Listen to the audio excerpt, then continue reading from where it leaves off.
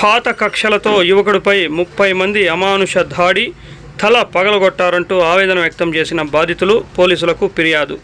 చిత్తూరు జిల్లా పలమనేరు నియోజకవర్గం Kothapeta Madanapalle road IDBI bank పక్కన కాపురం ఉంటున్న రెడ్డప్ప, సుబ్బమ్మ దంపతులకు 3 కుమారులు కూలి పనులు చేసుకుంటూ జీవనం సాగిస్తున్నారు.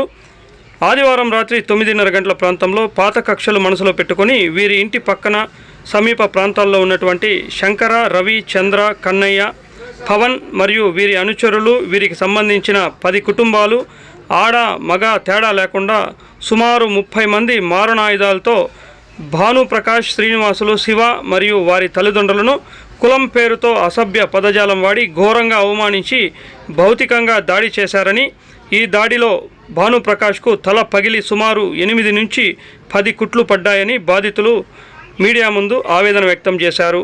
దీంతో భయభ్రాంతులకు గురైన వీరు పలమనేరు పోలీసులకు ఫిర్యాదు చేశారు. సమాచారం అందుకున్న పోలీసులు ఘటనా ప్రాంతానికి చేరుకొని విచారిస్తున్నారు. రెడ్డప్ప కుటుంబీకులు తమకు ప్రాణహాని ఉందని పోలీసులను రక్షణ కల్పించాల్సిందిగా కోరారు. ఐడిబి బ్యాంక్ పక్కన నేను నా కొడుకు ఇంటికి అనుకుంటున్నాను. మళ్ళీ చెట్లు వచ్చి చేసినారు. మళ్ళీ నా మనం ఎత్తుకొని బేకరీకి పోయినాడు. బేకరీకి పోయేస్తానే రోడ్లో కూర్చొని మళ్ళీ నా కొడుకు ఇట్లా నన్ను అడిగే కొందరికి పిల్లలు నా దగ్గర బట్టినిచ్చేసి ఒకే పరుగుతో పోయినాడు. నేను పోయి ఈడ్చుకొని వచ్చే కొందరికి నా ఎనికి వచ్చి 30 మంది వచ్చి మమ్మల్ని కొట్టినారు. రాడ్లతో కొట్టినారు, కత్తులతో కొట్టినారు, బొండాలతో కొట్టినారు, రాళ్ళతో ఇసిరి వేసినారు సార్. కొట్టినారు సార్. నా కొడుకుని చంపేదానికి కూడా ఎన్నికారు నాకేదో దిక్కులేదనేసి నేను రోడ్డు నుంచి పరిగెత్తి వచ్చినాను. మళ్ళీ వచ్చి పోలీస్ స్టేషన్కి వస్తే పోలీస్ స్టేషన్ వచ్చినాను. ఇక్కడ అర్థం చేసినారు. ఆ పిల్లలకి మన బతికి చేయలేదు.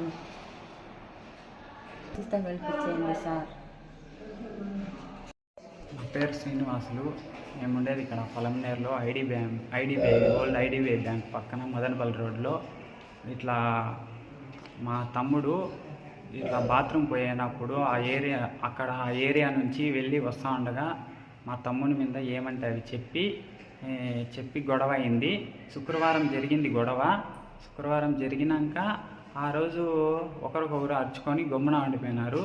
మళ్ళీ టూ డేస్ గ్యాప్ వచ్చి మళ్ళీ సండే ఆ మధ్య ఈవినింగు నా తమ్ముడు అంగిడికి నా కొడుకుని ఎత్తుకొని అంగిడికి వెళ్తా ఉన్నాడు.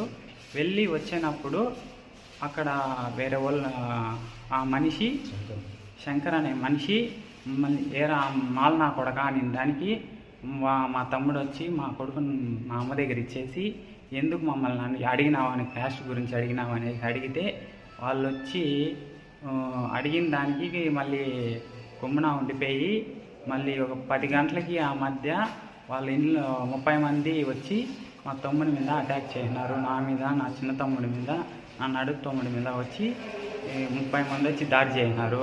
రాళ్ళు, కట్లు, ఐరన్ రాడ్లు అన్నీ ఎత్తుకోవచ్చి రక్తాలు వచ్చే మరి కొట్టినారు. అకస్మాత్తుగా నైటు ఏమన్నా జరగరాంది జరిగింటే మా పరిస్థితి ఏంటి? మాల్ నా కొడుకులు అంటే అంత చీపా, అంత ఇదా, అట్లా అంత ఇదిగా బతుకుతా అన్నామా? మాలోడు అంటే అంత చీపా? దీనికి మాకు న్యాయం చేయాలని ప్రెస్ వాళ్ళని కోరుకుంటా ఉన్నాము. నా పేరు భానుప్రసాద్. మాది ఐడిబిఐ బ్యాంక్ పక్కలో ఉండేది. మామూలుగా అక్కడ ఆ రూట్లో పోవాలంటే కూడా ఒకే దారి, ఎప్పుడూ ఆధార్లోనే పోవచ్చు. చిన్నప్పటి నుంచి ఆధార్లోనే పోతానేది. ఆ దారిలో పోకూడదు అనేసి ఆల్రెడీ ఒకసారి గొడవ అయింది. ఇప్పటికి 3 సార్లు జరిగింది. మొన్న రీసెంట్గా శుక్రవారం గొడవ జరిగింది. అప్పుడు ఏం మాట్లాడలేదు. ఆదివారం నైట్ వచ్చి పిల్లల్ని ఎత్తుకొని ఇట్లా వస్తామంటే ఇట్లా గొడవ అయింది. మళ్ళీ కొట్టినారు. దెబ్బలంతా ఇట్లా చిన్నప్పటి నుంచి అక్కడే కుట్టినాము మేము. మామూలుగా ఆడ ఆ రూట్లో పోవాలంటే, చెరువు పోవాలంటే అదే రూట్లో పోవాలా. ఒకసారి కూడా అట్లే ఒకసారి గొడవ అయింది. స్టేషన్ వరకు వచ్చినాము. ఆడే సెటిల్ అయిపోయింది. మళ్ళీ శుక్రవారం రోజు గొడవ జరిగింది. గొడవ జరిగినప్పుడు అది 2 రోజులు శుక్రవారం శనివారం కూడా ఏం మాట్లాడలేదు. ఆదివారం నైట్ వచ్చి పిల్లల్ని ఎత్తుకొని ఇట్లా వస్తాయంటే మళ్ళీ నా కొడుకు అన్నాడు. లోన్ ఇంటికాడ ఇచ్చేసి ఇట్లా వచ్చి అడిగేదాకా వాడు అట్లా తూరుకొని ఇట్లా ఇంటికి వెళ్ళిపోయినాడు. మళ్ళీ వచ్చి కొంచెం ఉండిన తర్వాత అందరూ ఒడ్డుగా వచ్చి 30 మంది వచ్చి కొట్టినారు. ఇది ఈ రకంలో కొట్టినారు. మళ్ళీ వచ్చి కంప్లీట్ చేసే పోలీసు వాళ్ళు త్వరగా వచ్చి హాస్పిటల్లో వదిలినారు. అంతే. చంపే కూడా ఇచ్చినా కూడా చంపేదాన్ని కూడా వెనక్కి పోలేదు వాళ్ళు. మాకు దాన్ని రక్షణ చూపింది.